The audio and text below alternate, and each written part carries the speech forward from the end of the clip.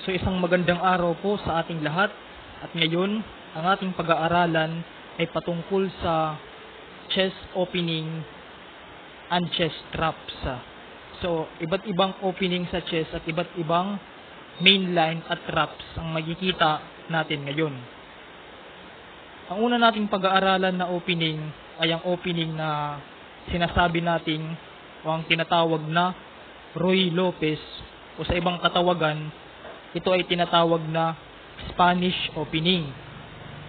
So ang Spanish opening, it begins with pawn to e4, pawn to e5, knight to f3, knight to c6, dinepensahan ng pawn sa e5, bishop to b5, inatake ang knight sa c6, a6 upang paalisin ang bishop, bishop to a4. So yan po talaga ang pinaka-linya o main line. Knight to f6, castle, kingside, bishop to e7, rook to e3, e1 para depensahan ang under attack pawn sa e4, pawn to b5 para paalisin ang bishop sa a4 square, bishop to b3, castle, kingside, h3, bishop to b7, d3, d6, a3 para may tatagpuan o tatakbuhan ang bishop kung sakaling atakihin man ng knight through knight to a5. Okay po. So balik na po tayo. So a3, that is the purpose. Queen to d7 para i-develop ang queen. Knight to d2. Rook f to e8. Knight to f1. h3 para pigilan ang paparating na bishop g5, and knight to g3. So yan po talaga ang pinaka typical theme or pattern na makikita natin sa Ruy Lopez. Makikita natin yung knight nagmula sa b1,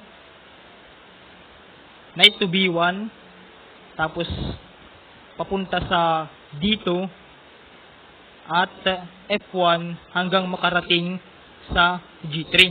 Kasi sa Ruy Lopez at Biocopiano, ang pinaka-perfect square talaga ng dalawang knight ay ang knight sa f3 at knight sa g3. Para maka-atake o talagang maka-forma ng atake dito sa king side ng itim. So yan po yung purpose o yung plano niyan. At dito, knight to a5 para atakihin ang bishop sa b3. Atras lang, bishop to a2, c5. So yan po talaga ang pinaka pattern or tema na makikita natin sa Ruy Lopez opening. Yan po talaga yung timahan dyan. Makikita natin na yung puti nag-recreate o nagplaplano o naghahanda ng pag-atake sa king side ng itim, while ang itim ay nag-recreate o naghahanda ng pag-atake sa queen side ng puti.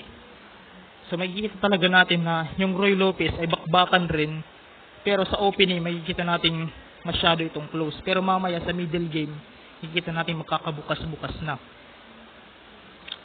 Bishop to e3, knight to c6, at queen to d2.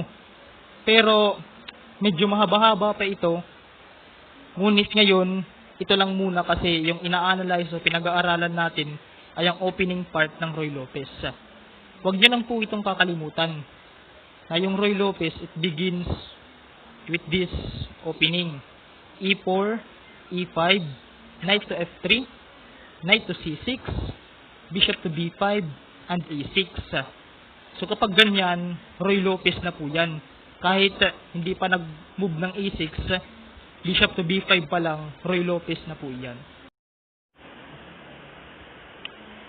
So ngayon, ang susunod nating pag-aaralan ay ang opening na tinatawag nating Gioco Piano.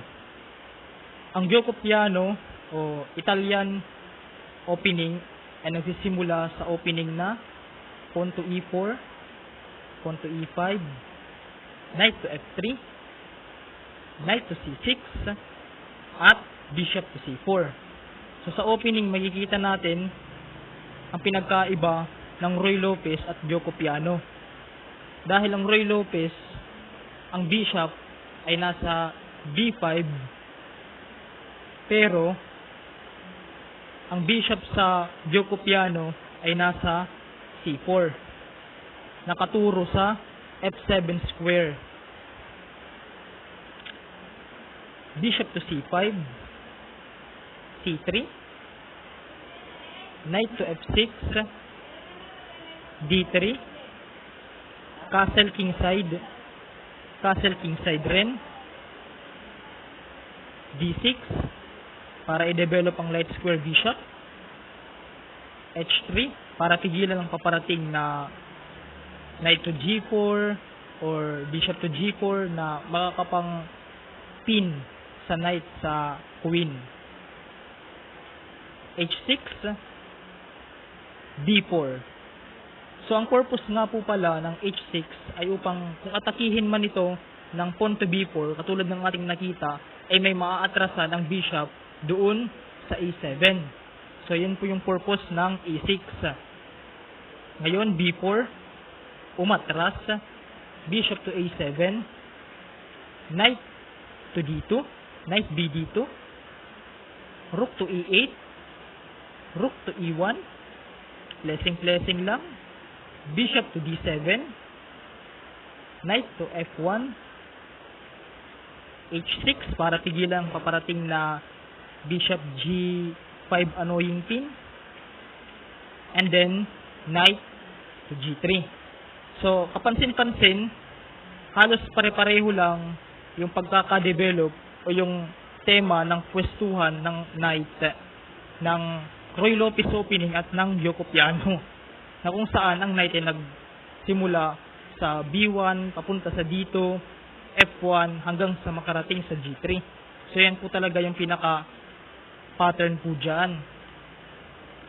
B5, inatake ang bishop, bishop to A3, D3, umatras lang, knight to E7, gayon din ang item, i-develop rin niya yung knight niya papunta sa G6, bishop to D2, and knight to G6. So ito po ang opening part o simula ng opening ng Gioco Piano. So tandaan lang po natin ito.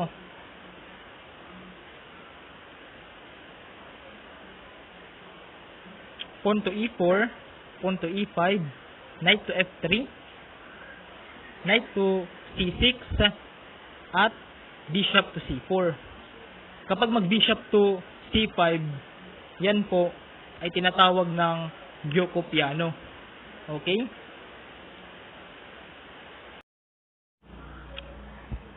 At ngayon po, pumunta na po tayo sa isa pang opening na tinatawag nating Sicilian Defense. So, ang Sicilian Defense po, isa rin po ito sa mga paborito kong opening at palagi kong o madalas kong ginagamit sa mga laro ko. Isa rin po ito sa mga paborito o madalas na ginagamit na opening ng mga current world champion katulad nila Garry Kasparov, katulad nila Magnus Carlsen, na mga malalakas na grandmasters na mga kilala natin. So simulan na po natin. It begins with pawn to E4, C5, knight to F3, E6, D4, C takes D4. Ito po ay tinatawag na open Sicilian. Knight takes D4, knight to F6, inatake ang pawn sa E4, knight to C3, dinepensahan, knight to c6, bishop to e3, bishop to e7, f3, castle kingside, queen to d2, a6, castle queenside. So makikita po natin na sa opening pa lang meron ng pinaplano o binabalak ang both sides, ang itim at ang puti. Napansin po natin ang puti ay nag-castle sa kingside dahil ang tema talaga sa Sicilian defense, bumbahan talaga kaagad at takihan. Kaya nga doon sa ating pinakaunang video opening, sa ating pinakaunang video na inanalyze ko, nasabi ko talaga na yung Sicilian defense, maliit lang yung percentage niyan kapag nilaro, percentage ng pagkatabla. So, yung puti, umaatake o nag-recreate ng atake sa kingside, makikita po natin mamaya kung paano po yun ginagawa. While ang itim ay nag-recreate ng atake sa queenside. So, patuloy na po natin. Pawn to d6, bishop to c4, isa sa mga paboritong pwestuhan ng bishop ng dating world champion na si Bobby Fischer. Bishop to d7, g4. So sa opening pa lang nakikita na agad natin kung ano nga ba talaga yung mangyayari o kahihinatnan ng laro. Yung plano po dito ng puti ay mag-pawn march ng pawns para makaatake sa kingside. Nakikita po natin na yung dalawang bishop nito, yung dark square bishop at yung light square bishop, ay kapwang nakatutok sa kingside. Pati na rin ang queen. So, pinaghalong puwersa ng diagonal at puwersa ng rook file yung pag-atake na magaganap sa kingside ng itim sa Sicilian defense. So, patuloy na po natin. Queen to c7, ganun din ang itim. Blessing lang. h4. So, ganun po talaga. Rook a to c8, patong lang. h5. At dito, nag-knight e8. So, yung knight e8, ang tawag po dyan ay prophylactic move. Wala pang hindi pa inaatake ng pawn kasi yung susunod talaga dyan na tira ay pawn to g5. Hindi pa inaatake ng pawn, umatras na kaagad para hindi matempuhan. So, isa po yun sa mga principle rin sa chess. Ngayon, g5, patuloy lang sa pag-atake. Pawn to b5, ganun din ang itim. Nag-counter attack sa queenside. Bishop to b3 at a5. So, talagang nakikita natin na paunahan, paligsahan ng pag-atake. Pero dito mukhang ang puti ang mauuna. Pero kapag hindi ma-execute ng mabuti o ng tama ng puti ang pag-atake, mapapasa kamay ng itim ang advantage. So, ito po, yun po ang Sicilian defense. It begins with the opening. Balik po tayo. e4, c5, knight to f3, e6, d4, c takes d4, knight takes d4, knight to f6, knight to c3. So yan po, Sicilian defense na po yan, na structure. So ngayon, ang susunod nating pag-aaralan na opening ay ang tinatawag nating Petrov defense o Petrov defense. Simulan na po natin. It begins with pawn to e4, pawn to e5, knight to f3, knight to f6, knight takes c5, at d6. Yan po yung pinaka main line. Pero may tanong po tayo dito. Bakit hindi kinapture o hindi pwedeng capturein ang pawn sa e4? Ano po bang mangyayari? Halimbawa, knight takes e4, this is a trap. Ang tira lamang po dito ay queen to e2. Saan man pumunta ang knight na naka-atake or under attack, mapa sa f6 man o sa d6, ganoon pa rin mangyayari. meron pa rin tayong knight to c6, discovered attack. So, pwersado, halimbawa, ipangharang ang bishop sa e7, tagpas na rin ang queen. So, Winston exchange na rin para sa puti, madali na yung laruin. So, nakita po natin, kaya hindi po pwedeng tagpasin ng ganun-ganun lang ang pawn sa e4 o sa e4. Hindi po pwedeng tagpasin ng ganun-ganun lang. Ngayon, tumira ng pawn to d6. Yan po talagang pinakalinya. Pinatras muna ang knight. Knight to f3. At saka tumagpas. Knight takes e4. Ngayon, d4. Ito po yung pinaka-main line talaga. d5. Clenos. Bishop to b5. Check. c3. Bishop to d3. Umatras lang. Bishop to d6. Castle kingside. Castle kingside rin. Rook to e1. Knight d7.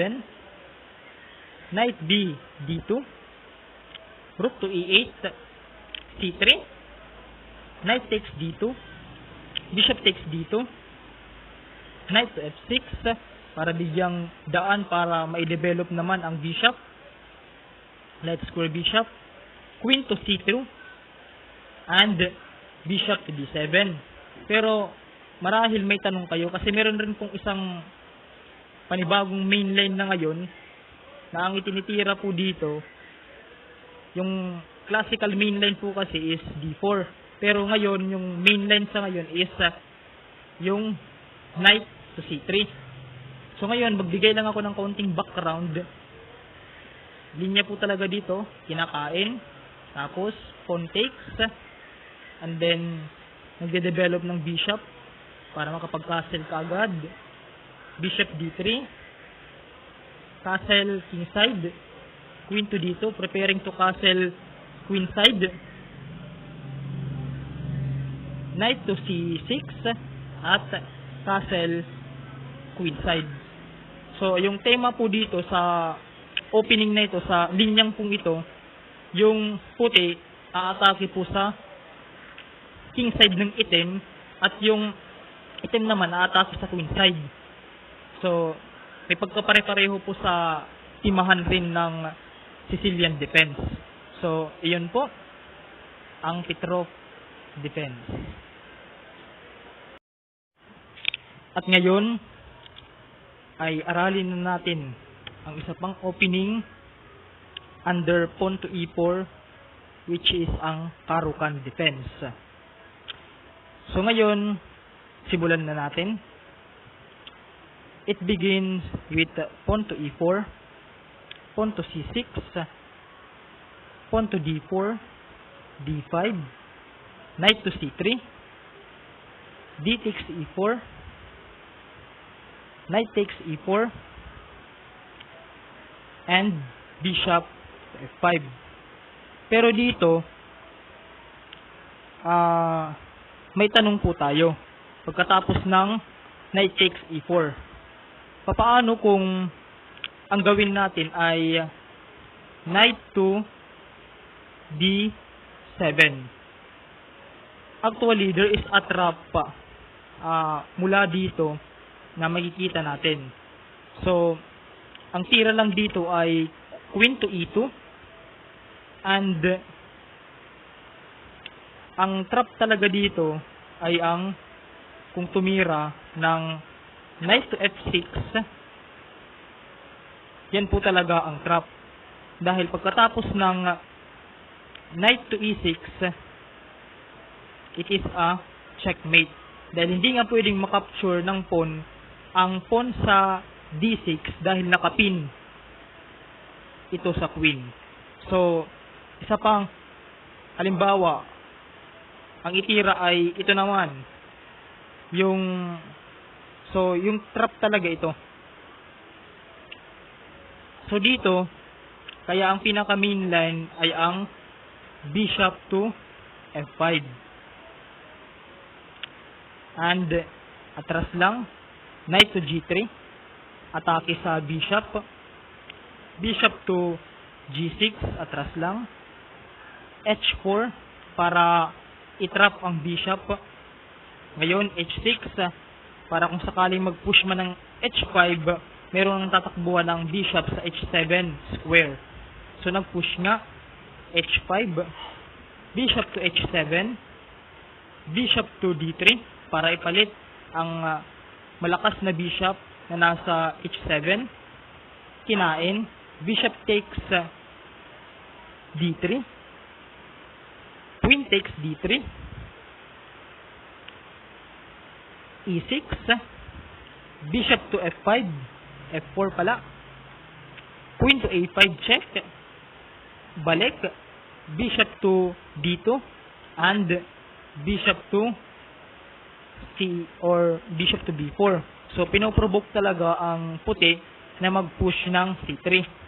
Pero ito nga, nag-push ng C3. Bishop to D6 kasi yun po talagang linya. C4, discovered attack sa queen by the bishop. Atras lang, queen to C7, castle queenside, knight to F6, knight to E4, knight B, D7, king B1, prophylactic move. Hindi pa nagkakabukasan ang C file kasi nandyan na nga ang queen ng katutok. Nag-move na agad ng king B1 as an prophylactic move.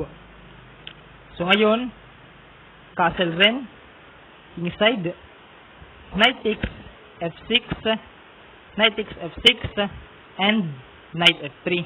So dito po nagsisimula ang tinatawag nating opening ng karukan. So tandaan nyo lang to, yung pattern na ito. E4, C6, D4,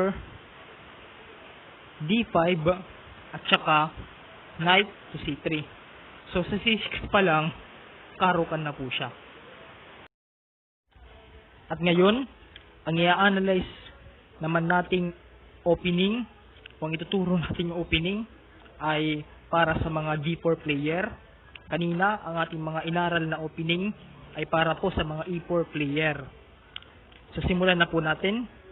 Ang pangalan ng ating aalamin o pag-aaralan na opening ay walang iba kundi ang Queen's Gambit decline. By the way, ang Queen's Gambit po ay mayroong dalawang variation.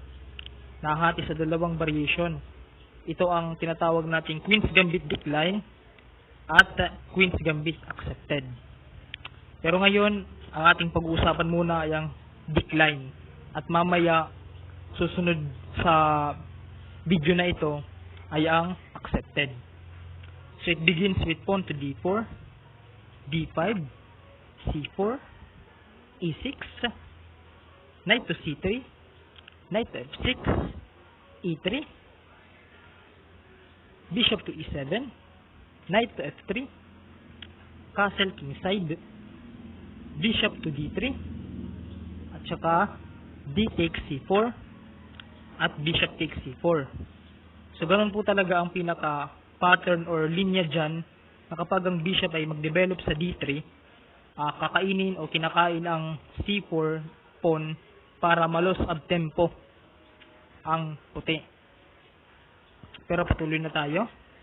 Knight BD7, castle kingside, B6 para i-develop ang light square bishop na nakabarado into B7 square, bishop to D3, bishop to B7, ayun na nga, dinevelop, queen to C2, rook to C8, bishop to D2, develop lang, at dito nagsisimula ang tinatawag nating Queen's Gambit decline.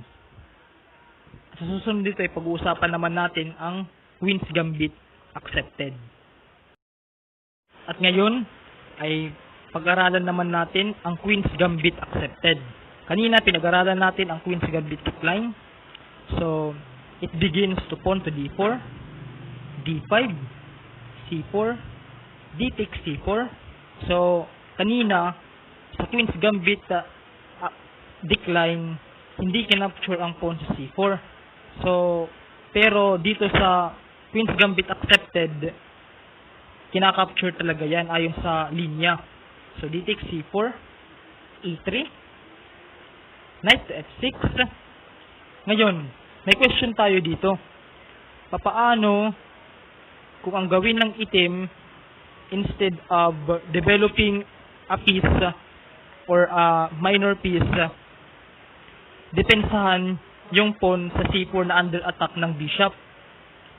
Halimbawa, mag-push ng B5. So, dyan po nagsisimula ang trap. Ang tira lang po dito ay knight to C3 para atakihin ang pawn sa B5 na sumusuporta sa C4. Paano kung depensahan ulit ng C6? Ang tira lang po dyan ay Queen to F3. Pagkatapos, depensahan ng A6 halimbawa. So, ang tira lang po dyan ay A4. Pambasag ng A5 pawn. Na kapag makuha na yung A5 pawn, hindi pwedeng makapture ng alinmang pawn sa C6 o A6 dahil nga ang rook ay nakapin. Kaya po, hindi po advisable o hindi po talaga nasa linya na o nasa main line na depensahan o suportahan ang pawn sa C4. Kaya nga, hinahayaan na lang yan para makapag-develop ng piece. So, napansin natin, ang itim, walang ka-development, walang puti, meron na siyang development na queen, naka-develop na yung kanyang queen, at yung kanyang knight. Pero ang itim, wala pa. Nag-create siya ng mga weakness sa kanyang queen side dahil sa pag-push ng mga pawns. So, balik na tayo. B takes C4, E6, knight to C3, bishop to E7, knight to F3, castle kingside, knight BD7, bishop to D3, B6 para i-develop ang nakabaradong bishop, light square, queen to C2, bishop to B7, bishop to D2, rook AC8, at rook AC1. So, dito po nagsisimula ang opening na Queen's Gambit accepted. At ngayon, ang huling pag-aaralan natin na opening sa video na ito ay walang iba kundi ang Nimzo Indian Defense. It is for the deeper players rin. Simulan na natin. It begins with pawn to D4, E6, pawn to C4, knight to F6, knight to C3, bishop to D4. So, ang idea ng Nimzo Indian ay upang i-pressure agad ang pawn sa C3 at hindi makapalag. So, yun yung idea ng Nimzo Indian. At makapag-castle rin sa king side. So, it is a fast development trend para sa item. Queen to C2. Ito ang tinatawag nating classical mainline variation. Castle king side. A3. Yun po talaga ang pinakalinya. Bishop takes C3. Queen takes C3. C5. Knight to F3, develop lang. D5 at E3. So, dito po nagsisimula ang opening na Nimzo Indian Defense. Parang magulo lang sa opening kung tingnan, pero mamaya aayos na yan at talagang magkakaroon na ng mga atakihan dyan between sa puti at sa itim. I hope nagustuhan nyo po ang video at I hope na nakatulong po ito sa inyo sa inyong opening repertoire at sa inyong learning sa chess. Salamat po. Kindly please like, comment down below, and subscribe for more updates and notification. Thank you.